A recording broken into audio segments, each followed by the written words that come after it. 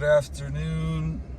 In today's video, I'm going to be talking about why the love of money is the root of all evil.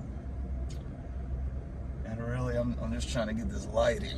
I'm just trying to get this sunlight. This is perfect lighting. And I'm borrowing my dad's shirt, and he comes back tomorrow, so I'm trying to get a wear in while he's gone. Trying to get as much. I wore this Wednesday. Today's Friday. I'm already wearing it again. This is a nice shirt. He's out of town. I said, let me not let that shirt go to waste. You know what I mean? So I'm wearing it.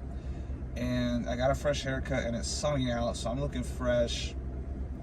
And so I thought I'd do a video, because I always do videos when I'm looking rough. And I always, whenever I get a nice fresh haircut, I'm looking nice, I'm just like, this is the best time to like be presentable in videos, you know what I mean? So we got the fresh drip, we got the fresh cut, we got the fresh sunlight, everything's fresh. Now I'm just playing, but seriously, I do need to get back to work. But this actually ties into this video that I'm making right now in this very moment, because I genuinely just want to do this. I want to talk to people, I want to make videos, and I want to just serve God. But when I'm out here door dashing all the time, like it's an opportunity cost. I'm wasting my time, I'm wasting my energy, and I could be learning, I could be studying, I could be making videos. Like really, if I went all in on YouTube, like I could actually blow up, and I haven't done that yet. I said like, oh, I'm going all in on YouTube, but I didn't really go all in on YouTube. I've just been going all in on DoorDash, and then whenever I have time for YouTube, I'll make a video here and there. But this very moment, like, that's the cool thing about DoorDash, so you can just turn it on and off whenever you want. So I turned it off. I'm gonna take a little 10-minute break to make this video, and I would much rather do this than just make a couple extra dollars on DoorDash, because at the end of the day, you know, I'm trying to spread the message of God. I'm trying to spread the message of righteousness, semen retention, celibacy. I believe I'm at 93 or 94 days right now of semen retention. So I'm feeling amazing. When you combine that, I'm telling you, and I'm not trying to brag, I'm not trying to be arrogant or anything like that, but when you combine 94 days of semen retention with a fresh haircut and fresh clothes and a nice sunshine, sunlight, nice benefits from the sunlight, melanin and vitamin D, etc.,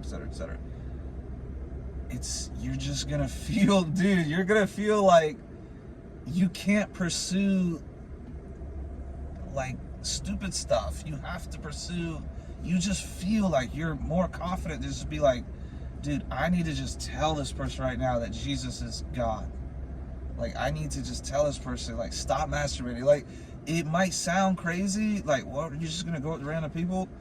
But I'm just saying, like, that's how you feel. The level of confidence, the level of aura, whatever it's called. Even making this video, I'm sitting in the middle of the parking lot. It's Friday night. There's people walking around all over. I don't care. You get what I'm saying? I care 0% what other people think. And it's not like I'm being like, oh, I think I'm the main character syndrome. It's just literally like, dude, you got the light shining, you're glowing, and you're literally just like, when you're so confident in your faith and you know it's the truth, dude, maybe I'm just hitting that breaking point where it's like, because I used to always believe in God, but I wouldn't really, like, you know, share my faith. I wouldn't really tell others like that, because mainly I didn't have the confidence to even know what to say. I had strong faith, but I had little knowledge and wisdom about that faith. And so I dove into that faith, and I discovered it's more true than anything. It's the obvious truth. And so when you actually do the research and you get verified that your beliefs are true, and after a while, time goes on, next thing you know, you're like, dude, you're just so confident to just tell other people. Like, now I will tell people exactly what I believe. Like, I believe that Jesus is God. I believe that it's pretty obvious that with these Olympics, they were mocking Jesus. They weren't mocking anybody else. They're not going to mock Islam because they're going to respond violently. They're not going to mock Judaism, I tell you that much. They're not going to mock atheism because why? What does atheism produce? Nothing. Purposelessness, meaninglessness, lack of fulfillment, and that's what I'm going to wrap this all back into, is because atheism produces hedonism, and you chase these hedonistic desires, and you're just like, oh, I'll just get to the top, I'll just make $1 million, and then I need to make 10 million, and then 100 million, and I need to have sex with that girl, and then also this girl over here, but also this girl, and that girl, and that girl, and also I have this one car, but I need this car also, and I need this car, the newer edition. Like, yo, that's so cringe when you actually really think about it. And that all that is the love of money, and that's what I've been actually caught up in myself. I've been caught up in greed and the love of money. That's really what it is. I can try and deny it, but that is truthfully, honestly what it is. Because when I look at the global income, I mean, you look at some of these African nations, Indian nations, Philippines, all over the place, Iraq, all these nations, you're making more in a month than what they make in a whole entire year.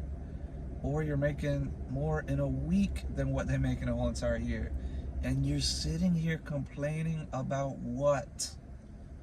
That's what I have to tell myself, because I've been complaining. I'm sitting there suicidal last week, 2 weeks ago, whenever that was, because I lost more money than I even needed anyway. So I have all this money. I lost a bunch of it, which, yeah, that's gonna hurt. It obviously did. But when I reflect and I look at the way I responded, the things I was saying, I was going crazy. I literally, it's like just anger takes over, and it's like, it's just nasty behavior. But it's also you being emotional. And, you know, I had to reflect and just be like, dude, God was 100% right when he says, be slow to anger. And I was not. And it was all due to the love of money. Because if I didn't have a love of money and I lost that, I would literally just be like, oh, who cares? All glory to God. I count my wins and losses, and I have joy through it all, through the wins and losses.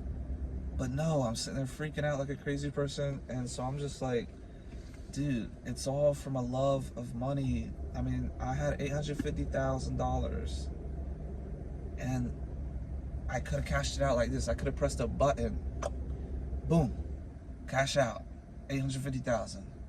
You could buy a house. You could be set for life, really, if you do it properly. But you know what I said? I said, no, I want $1 million, because I want to be 7 figures. 6 figures is too little. I want 7 figures. I want to be able to say I'm a millionaire. And guess what? It flew all the way down, 700, 600, 400, 200, 100, all the way to zero. Now, I maybe spent 20, 30,000 total in my whole entire, from that whole entire journey to 850,000. I had it sitting right there. I maybe cashed out 20, 30,000. And most of that was just to pay rent in this luxury, you know, hotel that I was living in Waikiki for $1,700 a month. That's ridiculous. I do miss that hot tub, but it's ridiculous to just be like, even when I was in that moment, $1,700 rent at a resort where other people are traveling all over the world to visit. I'm living there, and I'm sitting there pouting the whole time. I never really truly embraced it, because I was pouting the whole time saying, oh, I don't have $1 million. Dude, that's insanity. That's crazy. But that's the love of money.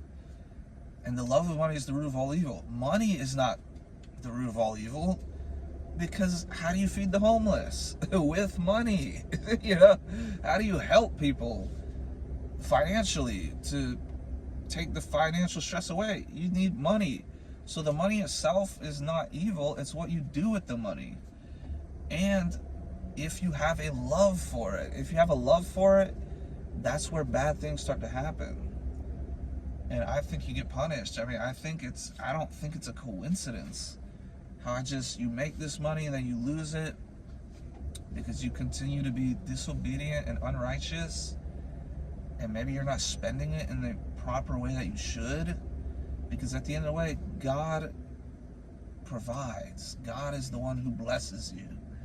And he that giveth can taketh away. God giveth and taketh away. So he could give you money and you could waste it on hookers, strippers, drugs, whatever. And you could not spend it properly, and then you could lose it all. In my case, maybe that was my case. I didn't buy any like hookers or strippers or anything like that. But, you know, I don't feel like maybe I was doing the right things with it, because I was literally saying, oh no, I'll wait to give to those people. I know I could give those people right now. It wouldn't hurt my pockets at all. I got $850,000. It wouldn't hurt them at all to just, boom, give them your groceries, $100. That's what I wanted to do. But I had this stupid greed, I guess, that was literally like, no, wait till you get $1 million. Once we get $1 million, we'll cash out and then we'll do that. Like, dude, that's just crazy. But speaking of money, I do have to get back to work, because I do have to actually like make money to survive, and I have like $40 in my checking account right now. But, you know, I'm still trying to make a comeback in crypto. I think it's gonna happen still. But if I'm just being honest, maybe I'm just like in the fear aspect of the investing cycle. But I'm almost, and I don't really get anxiety on semen retention, but I'm getting a little anxious maybe, where it's just like, is this bull run coming? Is this alt season coming? Because it's acting awfully like just weak. Like this bull market just seems weak, man. Like the alts have not taken off at all. And I'm starting to think that's where all my money is. I'm starting to think, are these altcoins even gonna take off? Because if they don't, I'm entirely screwed financially. But like I said throughout this whole video, with me, it's not really about like chasing wealth anymore. I have debt to pay back. You know what I mean? I try to at least pay the debt back and get a house. That's it. I've been wanting this car, but I'm starting to just lose the desire for like this luxury car, because who really cares? At the end of the day, family is what matters most. God is what matters most. You know, being righteous and developing yourself to the best of your ability. That's what you should be focused on. And, you know, just look into King Solomon. He was the richest, wisest man ever. The second wisest behind Christ. Nobody's wiser than Christ. He's the most wise ever. But as far as human born with a human father, like King Solomon is the wisest man ever. And just look into what he said. He's the wisest man ever and the richest man ever. Because God said no person shall obtain more wealth or wisdom than Solomon. So all you have to do is study his life to figure out like this whole dilemma about money and wealth. He'll tell you it's like a chasing after the wind. It's meaningless. Chasing wealth, it's meaningless. Because all it's going to do is leave you emptied and leave you unfulfilled, because it'll have temporary fulfillment for like a day or whatever, or when you make a purchase, and then literally it'll just go away. It's fleeting. So what's everlasting is a relationship with Christ, and you grow closer to Christ as you become more obedient to him. You draw near to God, and you'll draw near to you. So that's what I'm trying to do. I'm still struggling. I'm not perfect. Anybody who says they're perfect is a liar. They're deceived and the truth is not in them. That's why we need Christ, because he is that sacrifice. He's that perfect man that lived a perfect life without sin, had the ultimate sacrifice so that we could all be saved. And you're saved when you believe in Jesus Christ. But that doesn't mean you're not going to sin. You will continue to sin, but it's a beautiful sanctification process that you go through as you get closer to Christ. I'm telling you, it's amazing. But yeah, so I'm about 94, 95 days of semen retention, something like that. I'm feeling amazing just making this video, mainly because, you know, appearance, you shouldn't over care about appearance that much either, because you know the material flesh is fleeting, that's temporary, it doesn't really matter compared to the spiritual aspect of life. But it is good to just look nice, and when you look nice, it helps your confidence.